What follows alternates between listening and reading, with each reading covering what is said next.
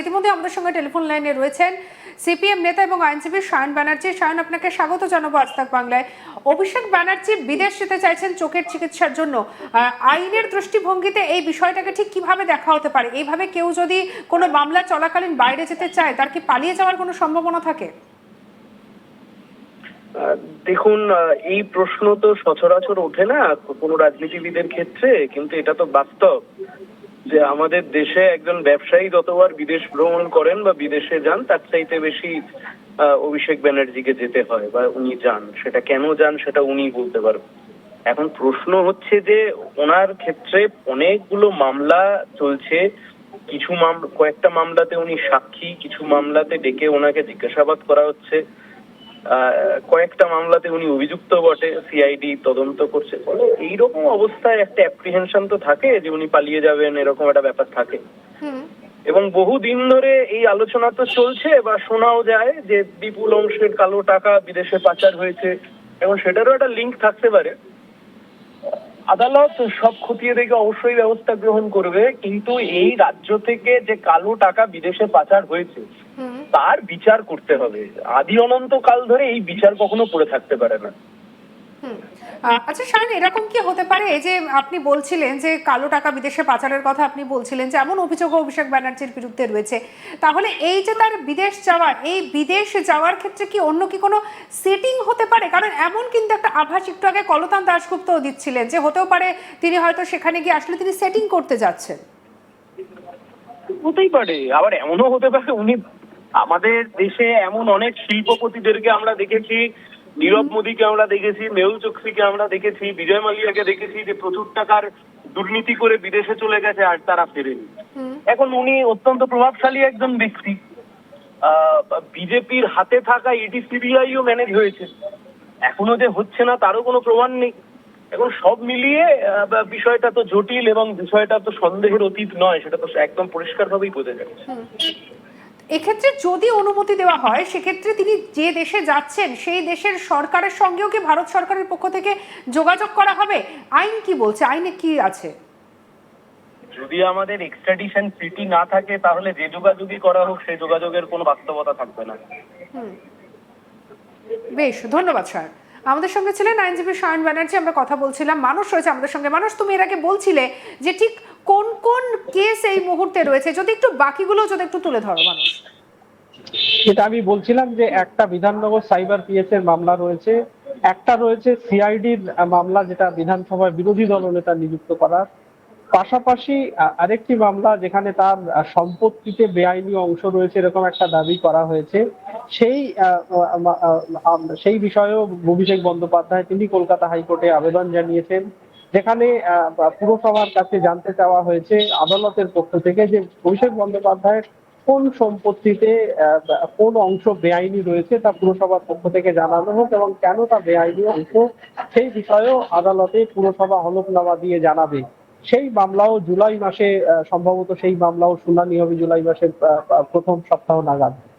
আপাতত এই তিনটি মামলা রয়েছে। এছাড়াও লিফট অ্যান্ড বাউন্সের একটি সম্পত্তি আমতলা, দক্ষিণ চব্বিশ পরগনা আমতলায় লিফট অ্যান্ড বাউন্সের একটি সম্পত্তি ভাঙচুর করাকে কেন্দ্র করে কলকাতা হাইকোর্টে একটি অল ইন্ডিয়া বা তৃণমূল কংগ্রেস তারা একটি মামলা কলকাতা হাইকোর্টে দায়ের করেছিল। সেই বিষয়টি এখনো বিচারাধীন রয়েছে।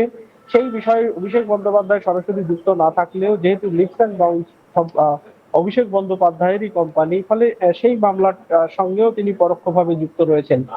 আপাতত এখনো অবধি আদালতে এই যে মামলাগুলোর কথা আমি বললাম সেই মামলাগুলো রয়েছে। এছাড়াও আমরা জানি যে অভিষেক বন্দ্যোপাধ্যায়ের বিরুদ্ধে বিভিন্ন থানায় একাধিক থানায় এফআইআর দায়ের হয়েছে, নতুন নতুন করে এফআইআর দায়ের হচ্ছে।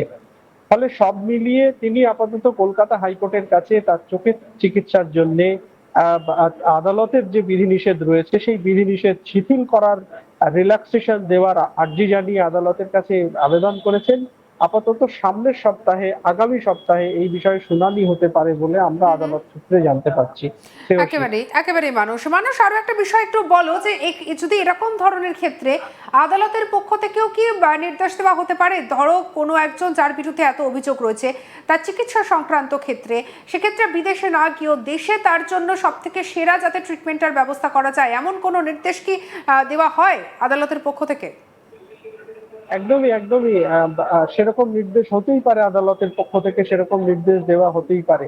সেক্ষেত্রে বা তথ্য প্রমাণ বা অভিষেক বন্দ্যোপাধ্যায়ের আইনজীবীরা কি তথ্য দেন সেটার উপরে অনেকটাই নির্ভর করবে যে তার যে সমস্যা চোখে, সেই সমস্যায় দেশের যে হাসপাতালগুলো রয়েছে হুম। সেই হাসপাতালে চিকিৎসা সম্ভব কিনা এবং সেই বিষয়ে খতিয়ে দেখা হয়েছে কিনা, তিনি দেখেছেন কিনা। তবে ভারতীয় সংবিধান এবং ভারতীয় নাগরিক হিসেবে যে কোনো একেবারে মানুষ, আমি তোমার কাছে আবারও ফিরছি, আমি বাকিটা অবশ্যই শুনবো। আমাদের সঙ্গে ইতিমধ্যে টেলিফোন লাইনে রয়েছেন বিজেপি নেতা রাহুল সিনহা, আপনাকে স্বাগত জানাবো আজ তাক বাংলায়। রাহুল বাবু, অভিষেক ব্যানার্জি বিদেশ যেতে চাইছেন, হাইকোর্টের দ্বারস্থ হয়েছেন, কিভাবে দেখছেন বিষয়টা? এটার কি ভেতরে অন্য কোনো প্ল্যান থাকতে পারে? দেখুন, ব্যাপার হচ্ছে এখন পার্টিও নেই, পার্টির কলেবরও নেই, আর তার মধ্যে চারিদিকে মামলা মোকদ্দমায় অভিষেক ব্যানার্জি বুঝে গিয়েছে যে জেল যাত্রা আসন্ন। সেই কারণে চোখের অছিলায় তিনি বিদেশ যেতে চাইছেন। আমার মনে হয় না বিদেশ যাওয়ার পারমিশন মিলবে। তার কারণ হচ্ছে যে উনি গেলে আর ফিরবে না। তার কারণ এদিকে মমতা ব্যানার্জি একাই পড়ে থাকবে। সেই জন্য আমার বক্তব্য একটাই, যে বিদেশে যাওয়ার ছল করে পালানোর একটা নতুন ছক তৈরি করেছেন অভিষেক ব্যানার্জি। তো এইরকম একটা সিচুয়েশনে দাঁড়িয়ে আপনারা কি ভাবছেন? কোনো প্রতিবাদ করা বা যাতে অভিষেক ব্যানার্জিকে পারমিশন দেওয়া না হয় তার জন্য রাজ্য সরকারের পক্ষ থেকে কি কোনো ব্যবস্থা নেওয়া হতে পারে? মুখ্যমন্ত্রী কি দরবার করতে পারেন?